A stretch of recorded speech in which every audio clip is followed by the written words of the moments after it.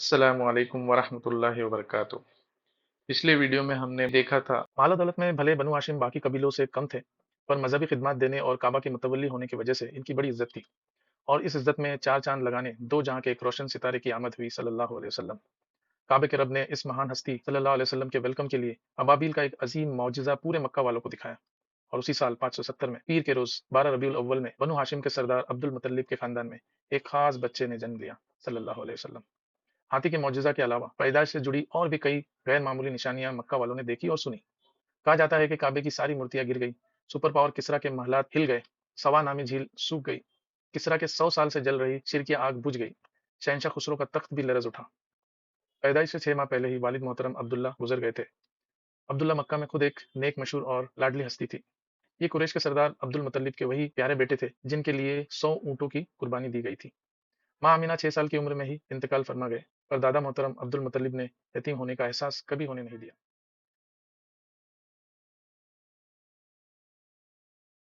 مکہ والوں نے اپنے سردار عبد المطلب کے ساتھ ہمیشہ ہر خاص موقعوں پر اس پیارے نورانی بچے محمد صلی اللہ علیہ وسلم کو دیکھا اور پایا۔ ہر کوئی اس بچے کو جانتا تھا اور بے حد پیار کرتا تھا۔ 8 سال کی عمر میں پیارے دادا محترم کا بھی انتقال ہو جاتا ہے۔ اب چاچا ابو طالب نے ماں باپ اور دادا کا پیار دیا۔ ابو طالب بھلے مالدار نہ تھے، بنو ہاشم کے سردار اور کعبہ کے معزز متولی تھے۔ بچپن سے ہی قریش کے لوگوں نے اس عظیم ہستی محمد صلی اللہ علیہ وسلم کی خصوصیات کو دیکھا اور سنا۔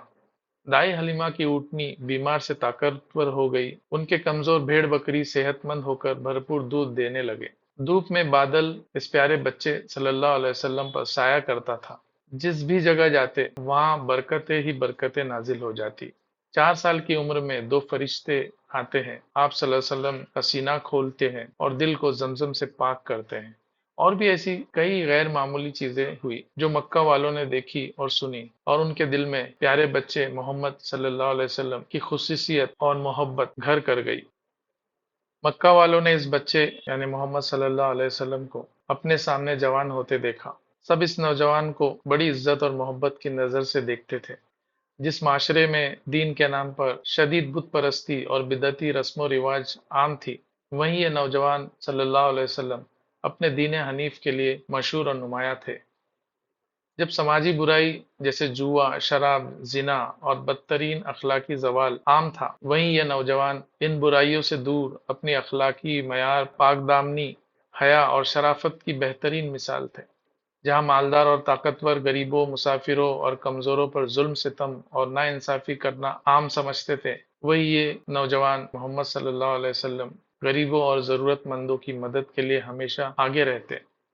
حلف الفضول جو ایک معاہدہ تھا مظلوموں کو حمایت اور انصاف دلانے کے لیے، یہ نوجوان صلی اللہ علیہ وسلم اس سوشل ایکٹیویزم میں پیش تھے۔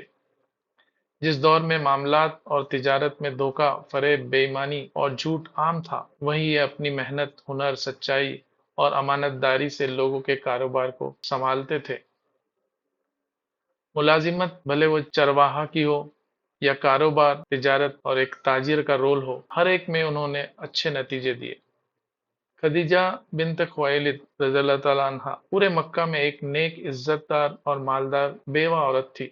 اس نوجوان محمد صلی اللہ علیہ وسلم نے ان کے تجارتی قافلے کو سنبھالا اور اپنی مہارت، ایمانداری اور سچائی سے تجارت میں بہت اچھا اور حلال منافع کما کر دیا۔ آپ صلی اللہ علیہ وسلم کے اخلاق اور معاملات سے بے انتہا خوش ہو کر خدیجہ رضی اللہ تعالیٰ نے آپ صلی اللہ علیہ وسلم جو اب 24 سالہ نوجوان تھے ان کو اپنا شریک حیات بنا لیا۔ اور پھر مکہ والوں نے دیکھا اس نوجوان صلی اللہ علیہ وسلم کا ایک مثالی شادی شدہ زندگی، ایک بہترین شوہر، ایک پیارے والد اور ایک رحم دل رشتہ دار۔ مکہ والے نے دیکھا کہ جس معاشرے میں ان گنت بیویاں اور لونڈیوں کو رکھنے کا رواج تھا، یہ نیک نوجوان محمد صلی اللہ علیہ وسلم قریب 25 سال تک یعنی خدیجہ رضی اللہ تعالیٰ عنہ کے انتقال فرمانے تک ایک ہی بیوی خدیجہ رضی اللہ تعالیٰ عنہا سے جڑے رہے، وہ بیوی جو ان سے عمر میں بھی زیادہ تھی۔ جب کعبہ کی پھر سے مرمت اور تعمیر ہو رہی تھی تو قبیلوں کے درمیان اس بات پر جھگڑا ہو گیا کہ حجر اسود کو کون رکھے گا۔ ہر قبیلہ چاہتا تھا یہ سعادت اسے ملے اور اس کے لیے تلواریں تن گئی۔ محمد صلی اللہ علیہ وسلم کو حکم چنا گیا اور آپ صلی اللہ علیہ وسلم نے ایک چادر یا کپڑے میں اس پتھر کو رکھا اور سبھی سردار کو ایک ساتھ اٹھانے کہا اور خود اپنے ہاتھوں سے اسے جگہ پر رکھ دیا۔ اس طرح ایک اچھے انداز سے، ایک چالاکی سے محمد صلی اللہ علیہ وسلم نے قریش کے اندر ایک بڑا جھگڑا ٹال دیا۔ اپنے حسن سلوک، دیانتداری، سچائی، بردباری، عدل، بے درر اور پاک دامنی کے لیے مشہور عبداللہ کے یہ بیٹے، بنو ہاشم کے یہ ستارے، محمد صلی اللہ علیہ وسلم کو مکہ کے قریش بہت پیار اور عزت کرتے تھے۔ عربوں کی عادت تھی کہ وہ جس چیز کو بہت زیادہ پسند کرتے تھے اس کے اچھے صفاتی نام دیا کرتے۔ محمد صلی اللہ علیہ وسلم کو قریش مکہ نے بے شمار صفاتی ناموں سے نوازا تھا، اور ان ناموں میں سے سب سے نمایاں نام الصادق یعنی سچا، الامین یعنی امانت دار۔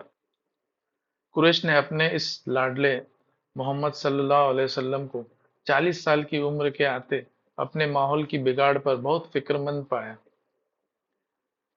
اچھی بیوی، بچے، کاروبار اور خوشحال گھریلو زندگی کے باوجود یہ اب کئی کئی دنوں کے لیے شہر سے دور ایک غار میں رہ کر فکر کرنے لگے۔ پھر اچانک سال 610 میں یعنی 40 سال کی عمر میں اسی غار میں ایک غیر معمولی واقعہ ہوتا ہے۔ ایک عظیم فرشتہ جبریل علیہ السلام آ کر بنو ہاشم کے اس لاڈلے یعنی محمد صلی اللہ علیہ وسلم کو اللہ کا پیغام پیش کرتا ہے۔ مکہ کی فکر میں ہمیشہ ڈوبے رہنے والے محمد صلی اللہ علیہ وسلم کو پورے انسانیت کی برائی، غلامی اور شرک کو دور کرنے کی ذمہ داری دی جاتی ہے۔ دین ابراہیم پر چلنے والے اس نیک بندے آمینہ کے لاڈلے محمد صلی اللہ علیہ وسلم، ان کو ابراہیم علیہ السلام، اسماعیل علیہ السلام کے بعد مکہ اور پوری دنیا کے لیے پیغمبر چنا جاتا ہے۔ اتنی بڑی ذمہ داری تھی، کیا الصادق الامین کہہ کر پیار اور عزت سے پکارنے والے یہ قریش، یہ مکہ والے اس بات پر یقین نہیں کریں گے؟ محمد صلی اللہ علیہ وسلم شرک سے بیزار تھے، لوگوں کی فکر کرتے تھے، معاشرے کو سدھارنا چاہتے تھے۔ انہیں اللہ جبریل علیہ السلام کے ذریعے وہ کچھ ہدایتیں بھیج رہے ہیں جس کے لیے وہ فکر کرتے تھے، تو اللہ نے جو جبریل علیہ السلام کے ذریعے آپ کو ہدایتیں بھیجی، اسلام پیش کیا، لوگوں کو شرک کے دلدل سے نکالنے کا نسخہ دیا۔ محمد صلی اللہ علیہ وسلم اپنے قریبی لوگوں کو اس بات کی دعوت شروع میں دیتے ہیں، پرائیویٹ میں اپنی بیوی، اپنے چچا زاد بھائی اور رشتہ داروں، دوستوں کو بتایا جاتا ہے۔ 3 سال تک نجی طور پر تبلیغ کرتے رہے، چند لوگوں نے مانا اور ساتھ دیا۔ 3 سال بعد یعنی سال 613 میں اللہ نے حکم دیا کہ اب کھلے عام دعوت دینا شروع کرو۔ صفا پہاڑ پر چڑھ کر آپ صلی اللہ علیہ وسلم نے لوگوں کو اکٹھا کیا اور اسلام کی دعوت کھلے عام دی۔ اور عجیب بات ہوئی کہ جو لوگ آپ کو امانت دار اور سچا کہتے تھے وہ اسلام کے اس پیغام کو ماننے کو تیار نہیں ہوئے۔ خود ابو لہب جو آپ کا چچا تھا اسی نے جو ہے لان تان کیا۔ محمد صلی اللہ علیہ وسلم نے اسلام کی دعوت کھلے عام دینا جاری رکھا۔ آپ کو امانت دار اور سچا ماننے والے یہی لوگ آپ کو اب جھوٹا، جادوگر، پاگل، مجنوں کہنے لگے، آپ کا مذاق اڑایا اور توہین کی۔ آپ صلی اللہ علیہ وسلم کے راستے پر کانٹے بچھائے۔ کعبے میں نماز کے دوران قریش نے اونٹ کی آتے یعنی اتڑیاں آپ صلی اللہ علیہ وسلم کے پیٹھ پر پھینک دی۔ قریش کے سردار ابو جہل نے تو نماز پڑھنے کی حالت میں آپ کی گردن کو روننے کی کوشش کی۔ ابو لہب نے اپنے بیٹوں کو حکم دیا کہ وہ اپنے بیویوں کو جو نبی کریم صلی اللہ علیہ وسلم کی بیٹیاں تھیں ان کو طلاق دے دیں، اور انہوں نے ایسا ہی کیا۔ نبی کریم صلی اللہ علیہ وسلم کی بات ماننے کی بجائے آپ کو، آپ کے گھر والوں، رشتہ داروں، آپ پر ایمان لانے والوں، یہاں تک کہ آپ کے پورے قبیلے بنو ہاشم کو سخت معاشی اور سماجی بائیکاٹ کیا اور بنجر وادی ابو طالب میں سخت حالات میں رہنے کو مجبور کیا۔ اور ایسے سخت حالات میں قریش کے سرداروں نے آ کر مال و دولت، عورت اور یہاں تک کہ مکہ کی حکمرانی کا لالچ نبی کریم صلی اللہ علیہ وسلم کو دیا۔ وہ چاہتے تھے بس اسلام کو ترک کر دے یا اس میں کچھ شرک یا بدعت بھی شامل کر دے، اور آپ صلی اللہ علیہ وسلم نے سخت حالات میں بھی اس لالچ کو، اس آفر کو قبول نہیں کیا۔ 3 سال صحرا کے سخت ماحول میں رہنے کے بعد خدیجہ رضی اللہ تعالی عنہا کی وفات ہوئی اور پھر ابو طالب کا بھی انتقال ہو گیا۔ حالات اتنی بری ہو چکی تھی کہ آخر قریش کے کچھ لوگوں کو ہی رحم آیا اور ان لوگوں نے بہت کوشش کر کے اس بائیکاٹ کو ختم کیا۔ مکہ میں کچھ خیر نہیں بچی تھی، اس لیے نبی صلی اللہ علیہ وسلم طائف گئے، پر وہاں کے لوگوں نے بھی ماننے کے بجائے آپ کو رسوا کیا، اور اتنا ہی نہیں بلکہ آپ کو پتھروں سے مار کر لہو لہان کیا۔ عالم یہ تھا کہ آپ کو اپنے ہی شہر مکہ میں رہنے کے لیے ایک خیر خواہ قریشی متیم ابن عدی کی امان لینی پڑی۔ ایک طرف قریش کے سبھی قبیلوں نے مل کر آپ کو شہید کرنے کی سازش رچی، تو دوسری طرف اللہ نے نبی صلی اللہ علیہ وسلم کو مدینہ سے مدد بھیجی۔ اور پھر وہ وقت بھی آیا جب قریش کے سارے قبیلوں سے ایک ایک ہتھیارہ نبی صلی اللہ علیہ وسلم کے گھر کو رات بھر ایک ساتھ قتل کرنے کے لیے گھیرے رکھا، پر اللہ نے نبی صلی اللہ علیہ وسلم کو بچا لیا۔ آپ کے بستر میں علی رضی اللہ تعالیٰ عنہ لیٹ گئے اور آپ صلی اللہ علیہ وسلم قاتلوں کے بیچ سے نکل گئے اور اپنے ساتھی ابو بکر کے ساتھ مدینہ کے ہجرت کے لیے روانہ ہوئے۔ ہجرت کے سفر میں بھی نبی صلی اللہ علیہ وسلم کا قریش نے پیچھا کیا، یہاں تک کہ جس غار میں آپ چھپے تھے اس کے منہ تک پہنچ گئے، پر ان کو دکھائی نہیں دیے۔ آپ صلی اللہ علیہ وسلم کو پکڑنے کا انعام بھی رکھا گیا تھا۔ اس لالچ میں سرقہ نے تو آپ صلی اللہ علیہ وسلم کو پکڑ ہی لیا تھا، پر اس کا گھوڑا ریت میں دھس گیا۔ آپ صلی اللہ علیہ وسلم کو مکہ میں رہنے نہیں دیا اور وہاں سے جانے بھی نہیں دیتے، بس وہ یہ چاہتے تھے کہ آپ صلی اللہ علیہ وسلم کی دعوت کو ختم کر دے۔ اللہ نے اپنے حبیب صلی اللہ علیہ وسلم کی حفاظت کی اور آخر کار قریش سے بچ کر آپ ہجرت کے سفر میں نکل پڑے۔ مکہ کے اس لاڈلے محمد صلی اللہ علیہ وسلم نے جب قریش کی دنیائی آخرت کی بھلائی کے لیے اسلام کی دعوت دی، تو ان لوگوں نے ان کا جینا حرام کر دیا اور ان کو مکہ چھوڑ کر جانے میں مجبور کر دیا۔ جاتے جاتے آپ صلی اللہ علیہ وسلم مکہ کو دیکھ کر اپنے جذبات کا اظہار کرتے ہوئے فرمایا، خدا کی قسم، تم اللہ کی زمینوں میں سب سے بہتر اور اللہ کو سب سے پیاری زمین ہو۔ اگر مجھے یہاں سے نہ نکالا جاتا تو میں تمہیں کبھی نہ چھوڑتا۔ مکہ کے سب سے بہترین شخص یعنی محمد صلی اللہ علیہ وسلم اور ان کے قریب 100 ماننے والے لوگ، ان کو قریش نے مکہ میں کبھی چین سے رہنے نہیں دیا۔ مجبور ہو کر آپ کو مسلمانوں کے ساتھ مدینہ جانا پڑا، وہاں جا کر نئے لوگوں میں بھائی چارہ قائم کیا، آس پاس کے یہودی اور دیگر قبیلوں کے ساتھ مل کر معاہدہ کیا اور مدینہ کا ایک دستور بنایا۔ قریش نے وہاں بھی چین سے جینے نہیں دیا۔ اس چھوٹے سے گروپ کو ختم کرنے کے لیے 1000 کا لشکر لے کر بدر کے میدان میں 313 مسلمانوں پر حملہ کیا۔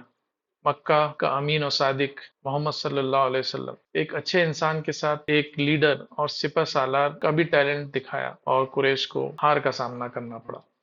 قریش چپ نہیں رہے اور ایک سال بعد پھر حملہ کیا اور احد کے میدان میں مسلمانوں کو بھاری نقصان پہنچایا۔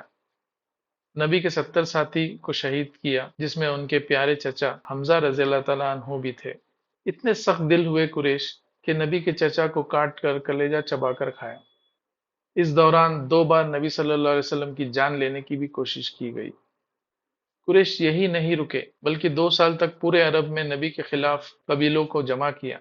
صرف 3000 کی مسلم آبادی پر 10,000 ہتھیاروں سے لیس جنگجو سپاہیوں کو لے کر قریش نے مدینہ پر حملہ بولا۔ دشمن کی یہ فوج اتنی بڑی تھی کہ مسلمانوں کو مدینہ کی دفاع کے لیے خندق کھودنا پڑا اور مدینہ کو بچایا۔ قریش نے نبی صلی اللہ علیہ وسلم کے ساتھ معاہدہ کیے ہوئے یہودی قبیلوں کو بھی نبی کے خلاف اکسایا۔ ایک یہودی عورت نے تو آپ کو اور آپ کے ساتھیوں کو کھانے میں زہر ملا کر کھلا دیا۔ عرب اور مکہ کے روایت کے تحت کسی کو بھی حج یا عمرہ کرنے سے روکا نہیں جاتا تھا، پر جب نبی صلی اللہ علیہ وسلم اپنے 1500 صحابہ کے ساتھ عمرہ کرنا چاہا تو قریش نے انہیں روک دیا اور مسلمانوں کو صلح حدیبیہ پر مجبور کیا، جس میں ساری شرطیں مسلمانوں کے خلاف تھی۔ پر پھر 2 سال بعد قریش نے حدیبیہ کا معاہدہ بھی توڑ دیا۔ قریش نے مسلمانوں کے ایک دوست قبیلے پر حملہ کیا۔ قریش نے بہت کوشش کی کہ نبی صلی اللہ علیہ وسلم کو اور ان کے پیغام کو ختم کر دے۔ بنو ہاشم کے اسلال مکہ کے صادق و امین محمد صلی اللہ علیہ وسلم کو وہ دکھ، درد اور بے انتہا تکلیف تو دیا، پر ان کے پیغام کو مٹا نہیں پائے۔ سال 630 میں نبی صلی اللہ علیہ وسلم نے 10,000 کی ایک مضبوط صحابہ کی فوج کے ساتھ مکہ پر چڑھاؤ کیا۔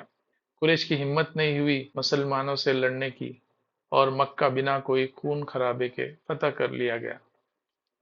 نبی صلی اللہ علیہ وسلم نے سب کو معاف کیا، یہاں تک کہ ابو سفیان قریش کا سردار جس نے اب تک آپ کی مخالفت کی اس کو بھی معاف کیا۔ اس کی بیوی ہند جس نے نبی کے پیارے چچا حمزہ کا کلیجہ چبایا تھا اسے بھی معاف کیا۔ ان 30-32 سالوں میں نبی صلی اللہ علیہ وسلم کو نہ جانے کتنی تکلیف، دکھ، مصیبتیں، قربانیاں اور اپنوں کی شہادتیں دینی پڑی، پر آخر کار جس دعوت کو لے کر نبی صلی اللہ علیہ وسلم 30 سال پہلے آئے تھے اور جس کی مکہ والوں نے سخت مخالفت کی تھی، اس اسلام کو سبھی نے قبول کیا۔ پر نبی صلی اللہ علیہ وسلم کی کوشش و قربانی سے آخر سرداران قریش کی ہار ہوئی۔ جس شہر کو آپ کے لیے تنگ کیا گیا، آپ کو ہجرت کر کے مدینہ جانے پہ مجبور کر دیا گیا، آخر اسی شہر مکہ کی فتح آپ کے ہاتھ ہوئی۔ آپ صلی اللہ علیہ وسلم نے اپنے سبھی دشمنوں کو معاف کیا، پر آخر قریش مکہ نے آپ کی اتنی مخالفت کیوں کی؟ مکہ والوں نے نبی صلی اللہ علیہ وسلم کے پیدائش اور بچپن کے معجزات دیکھے۔ آپ صلی اللہ علیہ وسلم کی جوانی کے دن، تجارتی معاملات، شادی شدہ زندگی اور ہر وہ عمل دیکھا اور سراہا۔ آپ صلی اللہ علیہ وسلم کو، آپ کے خاندان بنو ہاشم کو عزت کی نظر سے، محبت کی نظر سے دیکھا۔ محمد صلی اللہ علیہ وسلم سے بے پناہ محبت کی، آپ کو الصادق الامین کے لقب سے نوازا۔ اور جیسے ہی آپ صلی اللہ علیہ وسلم نے توحید کی دعوت دی، لوگوں کو ایک اللہ کی طرف اور بھلائی کی طرف بلایا، یہی مکہ والے، یہی قریش آپ کے جان کے دشمن بن گئے۔ ایک اللہ کی دعوت دینے پر آپ صلی اللہ علیہ وسلم کو نہ جانے کتنی تکلیف، دکھ، مصیبتیں، قربانیاں اور اپنے پیاروں کی شہادتیں دینی پڑی۔ محمد صلی اللہ علیہ وسلم تو لوگوں کو شرک کے دلدل سے نکالنا چاہتے تھے، انسانوں کی غلامی سے انہیں آزادی دلانا چاہتے تھے، بھلائی کا حکم دے کر، برائی سے روک کر لوگوں کو دنیا میں کامیابی اور آخرت میں بھلائی اور جہنم کی آگ سے بچانا چاہتے تھے۔ پھر بھی قریش نے آپ سے دشمنی کی، قریش نے اس عارضی دنیا کو چنا ہمیشگی والے آخرت کے مقابلے۔ ایسا کیوں؟ ابراہیم علیہ السلام نے اپنے گھر والوں کو مکہ کے بنجر زمین پر بسایا، کعبہ کی تعمیر کر کے لوگوں کو حج پر بلایا اور ایک اللہ کی عبادت کرنے کی تعلیم دی۔ اللہ رب العزت نے مکہ میں رہنے والے اور کعبہ کی دیکھ ریکھ کرنے والے ان قریشی کو نعمتوں سے نوازا۔ قریش بہت مالدار ہوئے، ان کو پورے عرب میں عزت ملی، حفاظت ملی، پر افسوس اپنی طاقت، غلبہ، مذہبی، سیاسی اور مالی اقتدار کو برقرار رکھنے کی ہوڑ میں انہوں نے دین ابراہیم کو ترک کر دیا۔ خود غرضی، ذاتی مفاد، نفسانی خواہشات، عیش و عشرت کی زندگی کے لیے انہوں نے اخلاق، کردار اور نیک اعمال کی تعریف ہی بدل ڈالی۔ نسلی اور قبائلی برتری، غرور اور جھوٹی عزت نے انسانیت اور انصاف سے ان کو دور کر دیا اور آپس میں مقابلے بازی اور حسد کو جنم دیا۔ طاقتور قبیلے جیسے بنو مخزوم اور بنو امیہ اقتدار کے لیے آپس میں مقابلے میں رہتے، کمپٹیشن میں رہتے، اور بنو ہاشم میں جب محمد صلی اللہ علیہ وسلم کو نبوت ملی تو باقی قبیلوں کو لگا کہ اب وہ بنو ہاشم سے مقابلہ نہیں کر سکتے۔ نبی صلی اللہ علیہ وسلم نے لا الہ الا اللہ کی دعوت دی تو قریش کے 360 بت جن سے وہ عرب کے مختلف قبائل پر کنٹرول اور بزنس کرتے تھے، سب کی نفی ہو رہی تھی۔ حج اور دین کے نام پر جو بدعتی اور شرکیہ رسم و رواج اور اس سے جڑی تجارت اور تفریح، انٹرٹینمنٹ کا جو بازار لگایا تھا، وہ بھی جاتا دکھائی دیا۔ کلمہ توحید میں محمد رسول اللہ کو ماننے سے انہیں لگا اب ان کی چودراہٹ ختم ہوئی اور اب جو ہے بنو ہاشم کے محمد صلی اللہ علیہ وسلم کا غلبہ ہوگا۔ سرداران قریش کو اپنی سیاسی، مذہبی اور مالی مفاد کا نقصان ہوتا نظر آ رہا تھا۔ مکہ پر حکومت کرنے والے قبیلوں کو اس میں نبی صلی اللہ علیہ وسلم کے قبیلے بنو ہاشم کی ان پر برتری نظر آ رہی تھی۔ اس لیے آپ صلی اللہ علیہ وسلم کو صادق و امین مانتے ہوئے بھی، آپ کی نبوت کو حق جانتے ہوئے بھی قریش نے کفر کیا، جانتے بوجھتے انکار کیا اور آپ کی سخت مخالفت کی، آپ کی دعوت اور خود آپ صلی اللہ علیہ وسلم کو ختم کرنے کی کوششیں کی۔ قریش کے لاکھ دشمنی کے باوجود محمد صلی اللہ علیہ وسلم کی جیت ہوئی۔ آپ صلی اللہ علیہ وسلم نے مکہ ہی نہیں بلکہ پورے عرب کو فتح کیا اور دلوں کو راج کیا۔ آپ کے بعد آپ کے صحابہ نے آپ کی دعوت کو اور پھیلایا اور لا الہ الا اللہ محمد رسول اللہ کا کلمہ بلند کیا، پر شیطان نے بھی چال چلی۔ قبیلائی دشمنی کی چال، تو کمزور ایمان والے اس کے چپیٹ میں آ گئے۔ آپ صلی اللہ علیہ وسلم کے بعد آپ کے خاندان اہل بیت کو آپ ہی کی خلافت سے دور رکھا گیا۔ آپ کے چچا زاد بھائی اور داماد بنو ہاشم کے علی ابن ابو طالب جب 30 سال بعد خلیفہ چنے گئے تو ان کی خلافت میں اتل پتل مچایا گیا، یہاں تک کہ ان پر قاتلانہ حملہ کیا گیا، آپ کو شہید کر دیا گیا۔ علی رضی اللہ تعالیٰ عنہ کے بعد محمد صلی اللہ علیہ وسلم کے پیارے نواسے حسن رضی اللہ تعالیٰ عنہ کو خلافت سے ہٹنے کو مجبور کیا گیا اور ان کو زہر دیا گیا۔ نبی کریم صلی اللہ علیہ وسلم کی وفات کے صرف 48 ایئرز بعد آپ کے پیارے نواسے حسن رضی اللہ تعالیٰ عنہ کے چھوٹے بھائی علی رضی اللہ تعالیٰ عنہ اور نبی کی پیاری بیٹی فاطمہ رضی اللہ تعالیٰ عنہا کے لخت جگر حسین رضی اللہ تعالیٰ عنہ کو کربلا کے میدان میں بڑی بے رحمی سے شہید کیا گیا۔ نبی کے پورے خاندان اہل بیت کو ختم کرنے کی کوشش کی گئی۔ اس کے پیچھے کیا سیاست اور کون سی قبائلی دشمنی تھی؟ اب تک تو آپ کو کچھ اشارہ مل ہی گیا ہوگا۔ یہ سب کس نے، کیوں اور کیسے کیا، انشاءاللہ جاننے کی کوشش کرتے ہیں۔ السلام علیکم ورحمۃ اللہ وبرکاتہ۔